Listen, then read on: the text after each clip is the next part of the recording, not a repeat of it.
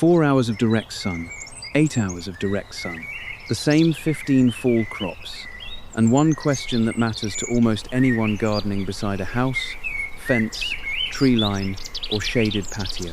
How much harvest are you really giving up when half your sunlight disappears? I wanted to look at that question in a practical way, because tolerates partial shade is one of those phrases that sounds useful until you actually have to decide what goes into your limited garden space. A crop can stay alive in lower light and still be a poor use of a bed. Another crop may give you plenty to eat without ever needing the brightest spot you have. And sometimes, the plants that look almost identical above ground tell a very different story when harvest day finally arrives. So as we work through lettuce, spinach, arugula, kale, Swiss chard, bok choy, tatsoi, mizuna, mustard greens, radishes, beets, turnips, green onions, parsley, and cilantro. Keep one question in mind. Does the extra sunlight create enough extra value to deserve the space? Before comparing any crop, there is one rule that makes a test like this useful. Light has to be the main thing we are trying to compare. If one group is planted in richer soil, watered more often, crowded differently, or started at a different time, then the result becomes a story about everything except sunlight. In a real backyard, perfect laboratory control is impossible, but the principle still matters. Compare plants that are as similar as you can make them, then pay attention to more than height. Look at leaf size, density, color, how quickly the canopy fills in, how quickly the soil surface dries, how much of the plant is actually edible, and, for roots, what developed below the soil. That last point becomes especially important later, because a beautiful top does not guarantee a beautiful radish, beet, or turnip. There is another reason I do not want to reduce this to 4 hours bad, 8 hours good. Fall crops are cool season crops. In many gardens, the sunnier position can also be warmer and can dry faster, while the shorter light position may stay moist longer and remain cooler during part of the day. That does not mean shade is automatically better. It means sunlight changes more than one thing at once, and the best planting decision depends on the crop you are growing and the part of the crop you want to harvest. For a leafy vegetable, moderate light may still produce a useful amount of tender foliage. For a root crop, the same light level may support plenty of leaves, while the storage root develops more slowly. So this is not a pass or fail test. It is a question of efficiency. Let's begin with lettuce, because lettuce is the crop that makes many gardeners question the full sun rule in the first place. In cool weather, lettuce often looks perfectly comfortable with a shorter window of direct sun, especially when the rest of the day still provides bright ambient light. The first thing I would compare is not simply plant height. I would look at the width of the rosette, the number of usable outer leaves, the thickness and texture of those leaves, and how quickly the plant replaces what you harvest. If the 4-hour plants stay compact enough, keep producing tender leaves, and do not fall dramatically behind in usable harvest, then that shaded bed may be doing exactly what you need it to do. The sunnier lettuce still has an advantage when temperatures are appropriate. More light gives the plant more energy to build tissue, so you may see faster sizing and a fuller canopy. But that advantage has to be weighed against water use and temperature. A bed receiving longer direct sun can dry more quickly, especially in containers or raised beds with loose mixes. In a cool fall garden, that may not be a problem at all. In a warm early fall spell, however, the 4-hour position can sometimes be easier to manage because the soil stays evenly moist for longer and the leaves are not exposed to as much afternoon heat. The practical lesson is not that lettuce prefers darkness. It is that lettuce can be a very efficient use of a moderately lit space when the alternative is leaving that space empty. And this is where the whole video starts to become more useful than a simple shade-tolerant list. If lettuce can give a worthwhile harvest in 4 hours, then putting every lettuce plant in your best 8-hour bed may not be the smartest use of limited sunlight. The real question becomes opportunity cost. What crop could use that brighter space more effectively? Keep that thought in mind, because spinach makes the comparison more interesting. Spinach is another classic cool season leafy crop, but it forces us to think more about speed. With spinach, I care about how quickly the plant moves from a small cluster of leaves to a harvestable rosette. In the 4-hour position, a plant may stay healthy and green, yet take longer to build enough leaf area for repeated picking. That slower pace can matter in fall, because the season is moving in the opposite direction from spring. Days are getting shorter, the sun angle is changing, and a bed that receives 4 hours now may receive less later, depending on nearby structures and trees. A crop that grows acceptably in low light, but grows too slowly to reach your target before colder weather arrives, may still be a poor choice for that exact spot. On the other hand, spinach has one big advantage in this experiment. We harvest the leaves. We are not waiting for a fruit to ripen or a bulb to swell to a very specific size. If the plants in 4 hours are producing clean, usable foliage at a pace that fits your kitchen, the bed can still be productive. That is why I would judge spinach by useful output rather than visual drama. A sunnier plant can look much larger and still not matter to a household that only wants a handful of leaves for salads, omelets, soups, or smoothies every few days. This is also the moment to pay attention to irrigation. Lower light spinach may use water more slowly because the soil and foliage experience less direct sun. If you water both beds on the exact same calendar without checking the soil, you can accidentally create a second variable. The 4-hour bed may stay wet longer, while the 8-hour bed is ready for another watering. So, one of the best habits in a comparison like this is to stop watering by schedule and start watering by need. That protects the roots and makes the light comparison more meaningful. Arugula shifts the question again. Arugula is valuable because it can produce a lot of flavor from a relatively small footprint, and many gardeners harvest it as individual leaves rather than waiting for one perfect final head. That makes repeated harvest value more important than a single end-of-season size comparison. In 4 hours of direct sun, the important test is whether the plant keeps replacing leaves after cutting. If it does, then even a smaller plant can be surprisingly productive over time. The 8-hour position may push faster leaf production, but faster is not automatically better if the weather is still warm. Arugula is a cool season crop, and warm conditions can encourage it to move toward flowering sooner. Light, temperature, day length, plant maturity, and stress all interact, so it would be misleading to blame every difference on one variable. What matters for the gardener is this. If the lower light plants remain leafy, tender, and harvestable for a useful period, then the 4-hour bed can earn its keep. If the sunnier plants produce substantially more usable foliage before quality declines, then the extra light may be worthwhile. This is why I like to think in terms of harvest windows rather than snapshots. One photograph can make the brighter bed look like the obvious winner, but the kitchen does not eat photographs. The kitchen uses leaves. If one crop gives you slightly smaller leaves for longer, while another gives you a burst of larger growth that matures faster, the better choice depends on how you harvest. And that same idea becomes even more important with kale. Kale is where small differences can accumulate. A kale plant is often in the garden for a long time, and the value comes from repeated removal of mature leaves while the growing point continues producing. In that kind of crop, a modest advantage in leaf production can compound across many harvests. So with kale, I would watch the size of new leaves, the spacing between them, the strength of the petioles, and the rate at which harvested leaves are replaced. In a 4-hour bed, kale may remain perfectly healthy, especially in a bright open location where it receives good indirect light for the rest of the day. But if growth becomes too open, too slow, or too sparse, you may discover that the plant occupies a lot of garden area without returning enough leaf mass. That is when shade tolerance stops being the right question. The better question is productivity per square foot. The 8-hour kale, under favorable fall temperature, has more opportunity to capture light and build leaf tissue. If that translates into noticeably faster replacement leaves, then kale may be one of the crops worth reserving for a brighter position. But we still should not make a blanket rule. In a hot climate, early fall afternoon shade may reduce stress. In a cool climate, every additional hour of direct light later in the season may become more valuable.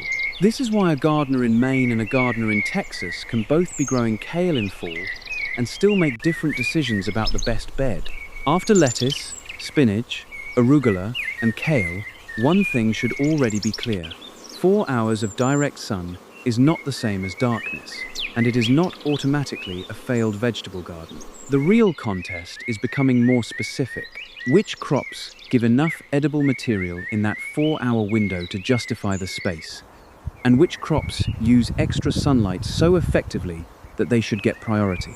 Swiss chard helps answer that because it gives us 2 edible structures to think about: leaves and stalks. Swiss chard is visually dramatic, which can make it easy to judge too quickly. A plant with larger leaves and thicker stalks looks like a clear winner, but even a smaller chard plant can be useful if you harvest baby leaves or cut mature outer leaves over a long period. In the 4-hour bed, I would watch whether new leaves continue emerging from the center and whether the plant maintains strong, broad blades rather than becoming thin and stretched. A slower growing plant is not necessarily a failure if it continues giving you a steady harvest. In more sun, chard can build a larger framework. Wider leaves, thicker petioles, and more total plant mass may be the reward when temperatures and moisture are favorable. That matters if your goal is large bunches for cooking.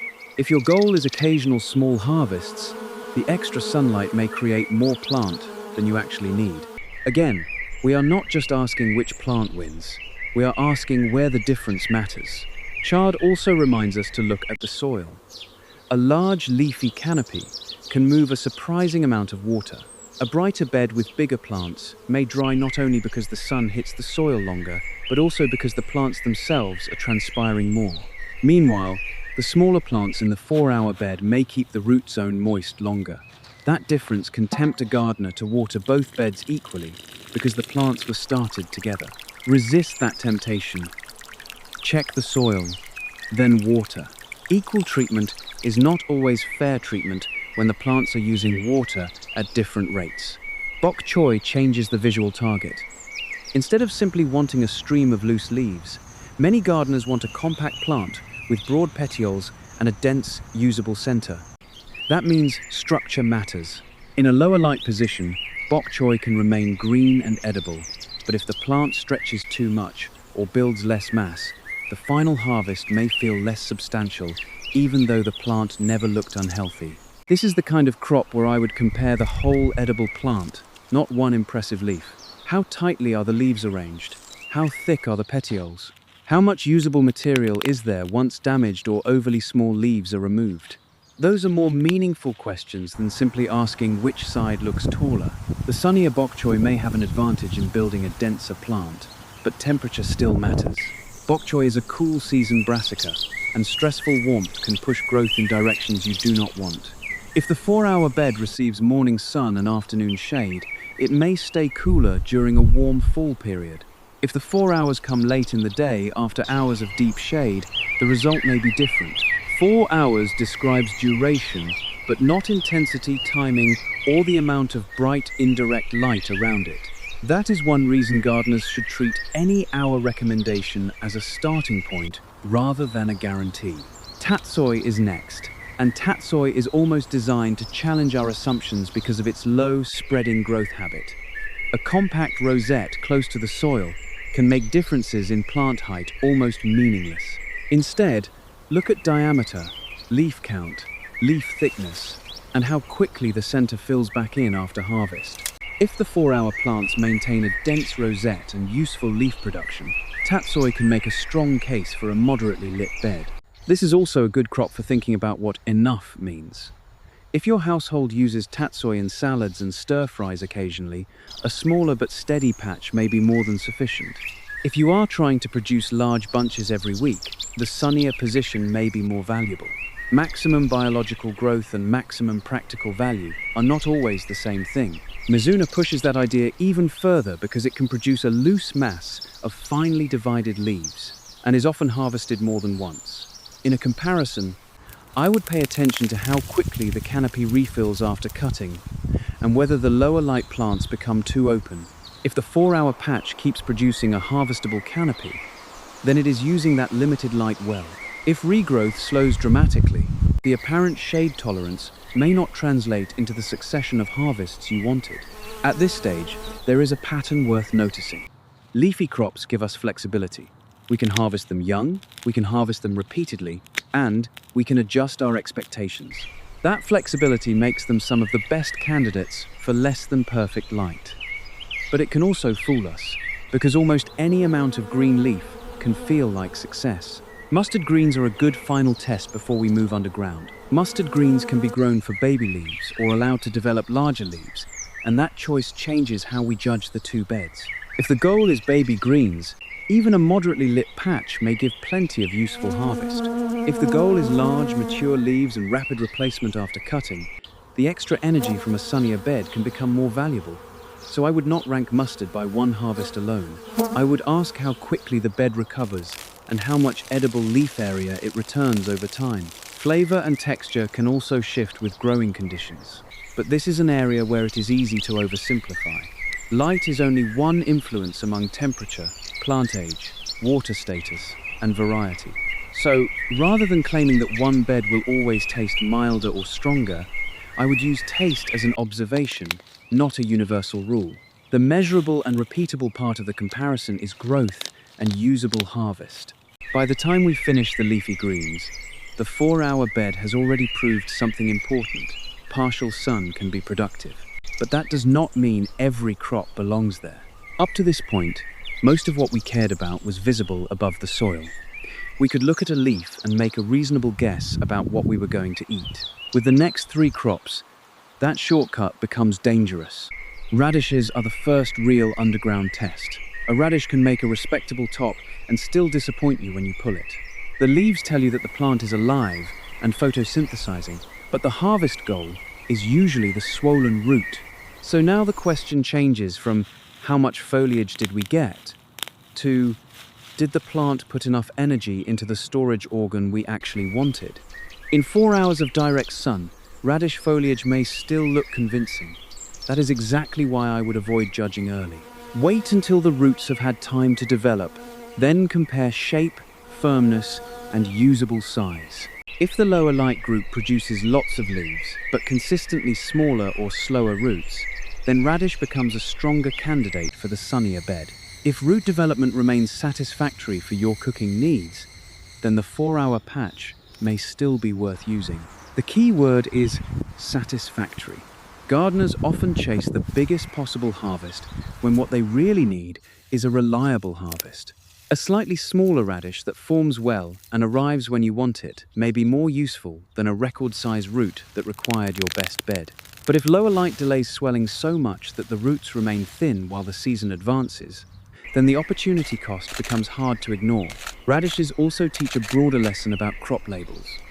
Calling a vegetable shade-tolerant can hide the part of the plant you are trying to harvest. A leafy brassica and a swollen root can both remain green in the same bed, but the energy requirement of the harvest target is not identical. That becomes even clearer with beets. Beets are one of the most interesting crops in this whole comparison because they give us 2 legitimate harvests. The leaves are edible and the root is edible. That means the same plant can be a success or a disappointment depending on your goal. If you mainly want beet greens, a 4-hour location may still provide useful value, even if the roots size more slowly. If you are growing beets specifically for large roots, the extra sunlight may matter much more. This is why I would separate the observations. First, compare the tops. Are the leaves broad and healthy? Is the plant making enough foliage to harvest without stripping it? Then, look below the soil. Has the root begun to swell strongly? Is the shape good? Is development keeping pace with the season? Combining those 2 answers gives a much better planting decision than simply saying beets grow in partial shade. There is also a management consequence. If a beet in lower light takes longer to make the root size you want, it occupies the bed longer. That reduces the number of crop cycles you can fit into the same area. So yield is not only pounds or ounces, time is part of yield. A bed that gives you a smaller harvest slowly may be less efficient than a bed that gives you a modest harvest quickly and frees the space for something else. That time factor matters, especially in fall. The window is closing, not opening. Even hardy crops eventually face shorter days and colder soil. In some climates, the crop can remain in the garden for a long time. In others, winter arrives fast enough that a slow start matters.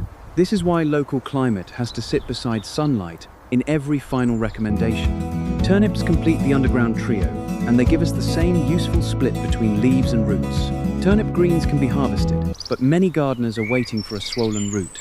So once again, a lush top is only part of the story.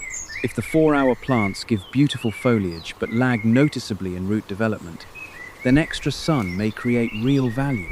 If the roots still form at a size and speed that fits your kitchen, then the lower light bed may remain practical. At this point, the experiment has forced us to change the way we define performance. With lettuce, performance was mostly leaf production. With arugula and kale, repeated harvest mattered. With bok choy, whole plant structure mattered. With radish, beet, and turnip, we had to look underground. That is why a single rule like leafy greens tolerate shade, roots need sun, can be a useful shortcut, but should never replace observation. Every crop, variety, climate, and garden position can shift the result. Now we reach green onions, and this is where I like to flip the question around. Instead of asking whether green onions can survive 4 hours, ask whether they deserve 8. Green onions are harvested for slender leaves and stems, and many gardeners use them gradually. If a 4-hour bed keeps producing acceptable growth, moving them into your brightest bed may not create enough additional kitchen value to justify the move. Of course, more light can support faster growth when other conditions are favorable. But green onions are a good example of a crop where your consumption rate matters. If you snip a few leaves or pull a few plants at a time, you may not need maximum growth. A modest patch in partial sun can be perfectly useful. If you are bunching large quantities for frequent harvest, then the brighter position becomes more attractive. This is the moment where garden planning becomes a resource allocation problem. Imagine you have one raised bed with 8 hours and another with 4. If green onions perform adequately in 4, while a root crop develops much better in 8, the decision is easy. Put the onions where they are good enough and save the premium light for the crop that converts it into a bigger difference. Parsley continues that logic, but with a slower rhythm. Parsley is not usually a crop we rush to harvest once and remove. We cut sprigs, allow the plant to continue growing, and use relatively small amounts at a time. That makes it a strong candidate for a location where growth is steady rather than explosive. In 4 hours of sun, parsley may grow more slowly, but the important question is whether that slower growth still keeps pace with your harvest. If it does, the bed is productive. If you are cutting heavily and constantly waiting for the plant to recover, more light may be worth it. This is why personal use matters so much. The best location for a restaurant-sized parsley demand is not necessarily the best location for a household that uses a handful each week. Parsley also teaches patience. When a crop naturally grows at a moderate pace, short-term side-by-side comparisons can exaggerate or hide meaningful differences. What matters is sustained performance. Is the plant staying dense? Are new leaves emerging consistently? Is quality holding? Does the root zone remain healthy? Those questions tell you more than one dramatic photo. Cilantro is the final crop, and it is a perfect place to end because cilantro makes us confront the relationship between light and season. Cilantro is a cool season herb. In warm conditions, it can move toward flowering quickly, while cooler conditions can help extend leafy growth. A location with fewer hours of direct sun may stay cooler, but again, we should not pretend sunlight is the only driver. Temperature, day length, variety, moisture, and plant maturity all matter. So, with cilantro, the useful comparison is not simply which plant gets tallest. I would watch leaf production, how quickly the plant moves toward flowering, and whether the 4-hour location gives enough harvest before the plant changes phase. If the lower light patch gives a steady supply of leaves and stays manageable, it can be an efficient use of partial sun. If growth is too slow for your needs, the sunnier patch may still win. Now, all 15 crops have forced us to answer the same basic question in 15 different ways. And that is the real lesson. Sunlight recommendations are useful, but they are not a substitute for matching the crop, the harvest goal, and the garden position. If I were turning this comparison into a practical planting map, I would start with categories rather than pretending every crop has one universal answer.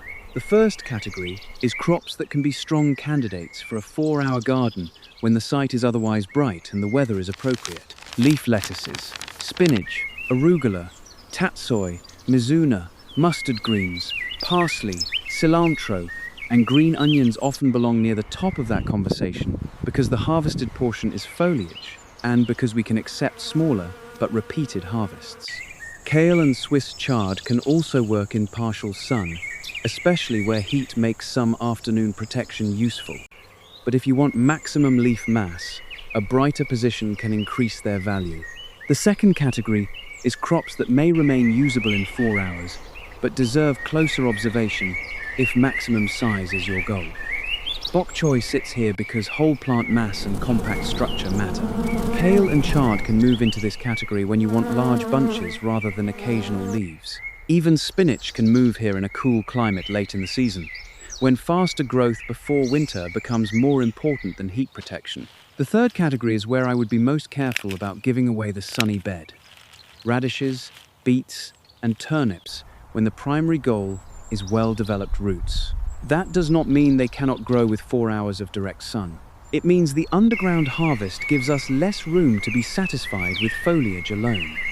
If root development slows too much, those crops may return more value from the brighter bed. If you mainly want beet greens or turnip greens, the ranking can change immediately. Notice what I am not doing. I am not saying every lettuce plant should always go in shade, every radish should always get 8 hours, or every gardener will see the same result. A 4-hour bed in open sky with bright morning sun can be very different from a 4-hour bed surrounded by deep shade for the rest of the day. 4 hours in a northern fall is different from 4 hours in a warm southern fall. A container dries differently from in-ground soil.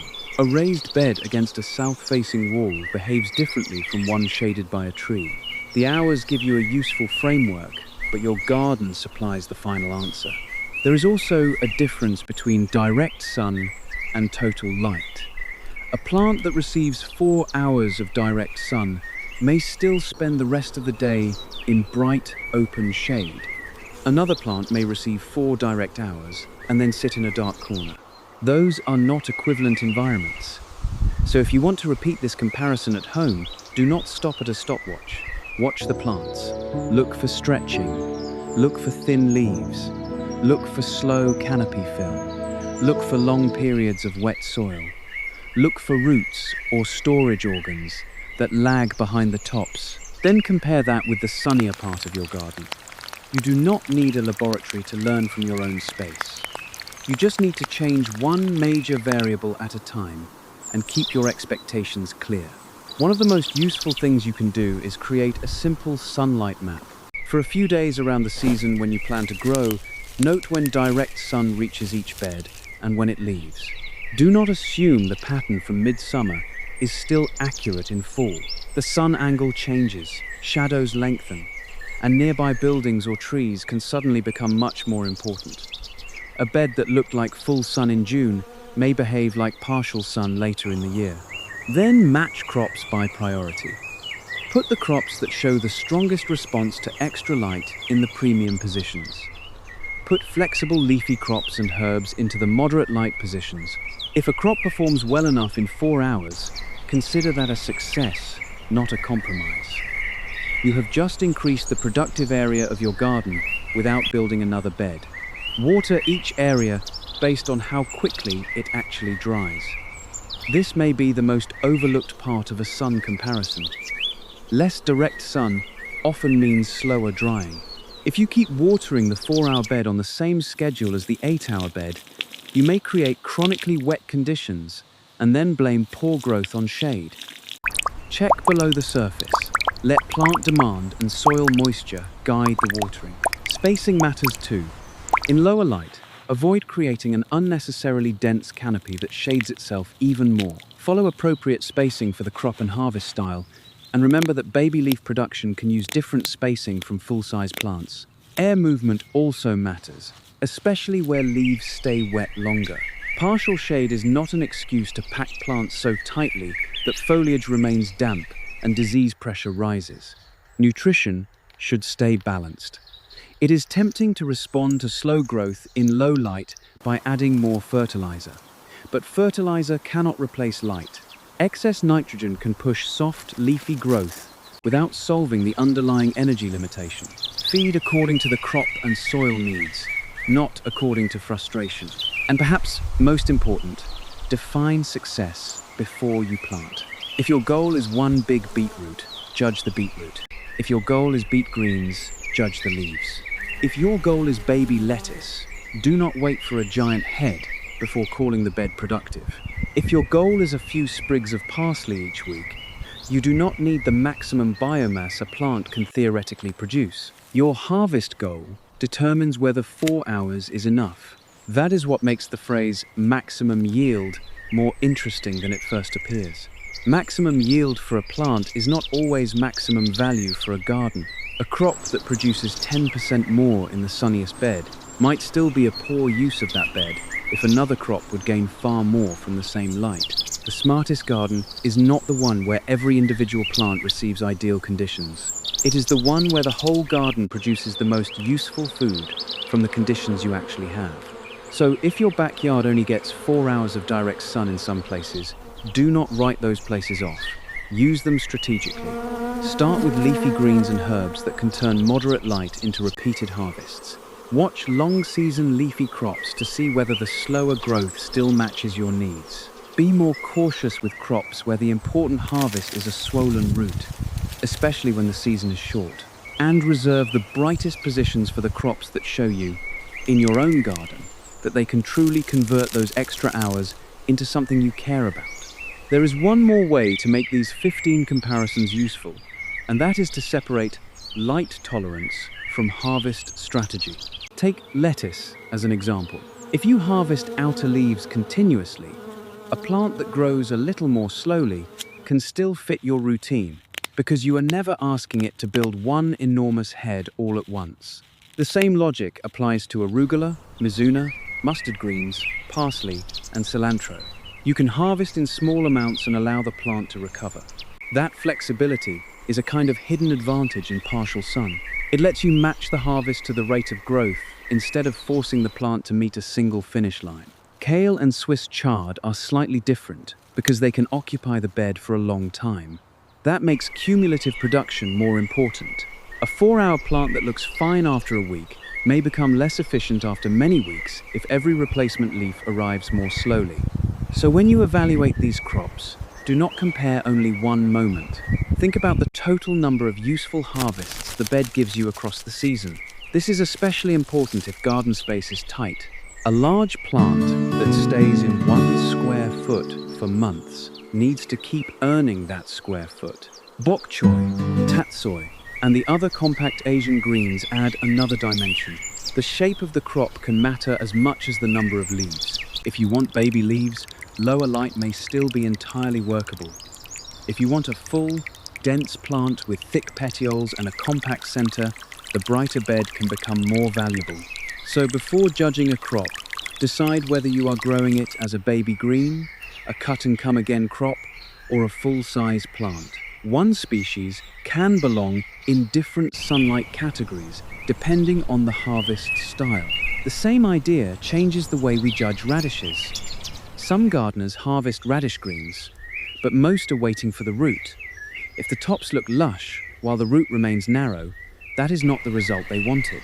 A quick root check near the soil line can tell you more than a photograph of foliage.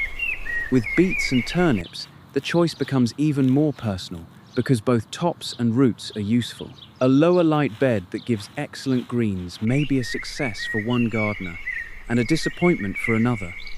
The plant did not change. The harvest goal did. Timing of the sunlight also deserves attention.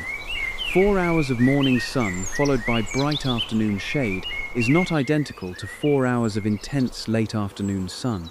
Morning light often arrives with cooler temperatures and can dry dew from foliage early in the day. Afternoon light may arrive when air and soil are already warmer. Neither pattern is universally superior, but the timing can change how the crop experiences those 4 hours. That is why two gardeners can both say, "My bed gets 4 hours," and still report different results without either one being wrong. The quality of the shade matters too. Open shade under a bright sky can provide a surprising amount of diffuse light. Deep shade behind a building can be much darker. Dappled light under a deciduous tree changes minute by minute and may become brighter later in fall as leaves drop. A simple hour count cannot capture all of that. If your 4-hour bed is bright for the rest of the day, many leafy crops have a better chance than they would in a dark, enclosed corner. This is one reason observation beats labels. Containers make the comparison more complicated in another way. A pot in 8 hours of sun can heat and dry much faster than the same volume of soil in 4 hours. That can reduce the advantage of extra light if the plant repeatedly experiences water stress. In-ground soil usually buffers temperature and moisture changes better, while raised beds and containers can respond faster to weather. So if you repeat this test in pots, check moisture carefully and avoid letting the sunny group suffer simply because its root zone dries first. Mulch can also change the picture. A thin organic mulch can slow surface drying and moderate soil temperature, which may help a sunnier bed use its extra light without paying as large a moisture penalty. But do not pile mulch against the crowns of small leafy vegetables. And do not assume mulch eliminates the need to check moisture. The goal is not to make the two beds identical at all costs. The goal is to keep avoidable stress from overwhelming the light comparison. Plant spacing deserves the same discipline. In the 4-hour bed, crowding can create a second layer of shade inside the canopy. One plant shades the next. Leaves stay damp longer, and air circulation drops. Then a gardener may conclude that 4 hours is the problem when the real issue is 4 hours plus excessive crowding. Give each crop enough room for the harvest style you want. If you are growing baby greens densely, harvest them young. If you want full-size heads or roots, thin early enough that every plant has access to the light that reaches the bed. It is also worth rotating the way you think about winner and loser. The 8-hour plant does not need to be twice as large to win, and the 4-hour plant does not need to match it perfectly to be useful. Sometimes the best result is that the lower light bed produces 80 or 90% of what you personally need, while freeing the sunny bed for a crop that would otherwise struggle. The exact percentage will vary, and without a measured harvest, we should not invent one. But the principle is powerful. Garden optimization is about relative value, not just absolute size. For anyone planning a fall garden from scratch, I would use this experiment as a placement sequence. First, identify the truly bright spaces. Second, identify the moderate light spaces that still receive several hours of direct sun and bright ambient light. Third, list the crops by harvest target. Leaves and herbs go into the flexible group.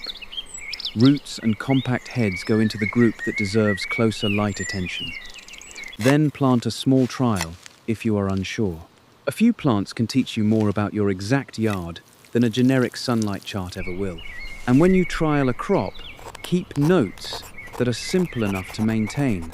Record the date you planted, roughly when direct sun begins and ends, how often the bed needs water, when the first usable harvest occurs, and what the harvest looks like. You do not need complex equipment. Even consistent photographs taken from the same position can reveal differences in canopy fill and plant size. If you do weigh harvests, weigh them the same way each time, and separate edible portions from trimmings so the comparison answers a kitchen question, not just a biomass question. Over a season, those notes help you build your own light map.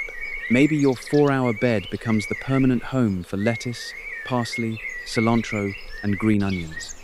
Maybe your kale proves that it earns the brighter bed in your climate. Maybe your radishes surprise you and form perfectly well with less direct sun. Or maybe they confirm that the sunnier position is worth protecting.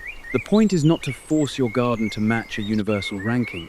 The point is to use a ranking as a starting hypothesis and let your garden refine it. There is also a seasonal advantage to this way of thinking. A location can change categories during the year. A bed shaded by a tree in summer may receive much more light after leaf drop. A bed beside a house may lose direct sun as the sun angle lowers in fall. That means crop placement should be seasonal, not permanent. The spot where tomatoes struggled in summer shade may become excellent for cool season greens. The bed that looked perfect in July may become marginal by November. Rechecking light is one of the easiest ways to avoid blaming the crop for a seasonal shadow pattern. Finally, remember that healthy growth in partial sun depends on everything else being reasonably supportive. Good soil structure, adequate nutrients, appropriate pH for the crop, regular moisture without waterlogging, and timely pest management all matter. Lower light reduces the margin for other stresses. A plant already short on energy from limited light has less room to cope with damaged roots, severe nutrient deficiency, or repeated drought. So the goal is not to compensate for shade with extra fertilizer or extra water. It is to remove unnecessary stress and let the plant make the best use of the light it actually receives. If I had to reduce the whole process to one practical decision tree, it would sound like this. First, ask what part of the plant you want to eat.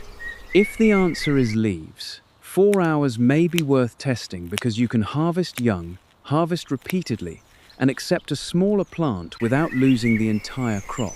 If the answer is a swollen root or a dense full-size head, compare more carefully because the plant has to build a larger storage structure before you get the harvest you want. Then ask how much time is left in your season. A slow but steady crop may be fine in early fall and disappointing when winter is close. Next, ask what the brighter space could be doing instead. This is the step most sunlight guides leave out. Suppose parsley is growing adequately in the 8-hour bed. That does not automatically mean it belongs there. If moving parsley to 4 hours frees the bright bed for beets or turnips that respond more strongly, the whole garden can become more productive, even if the parsley slows a little.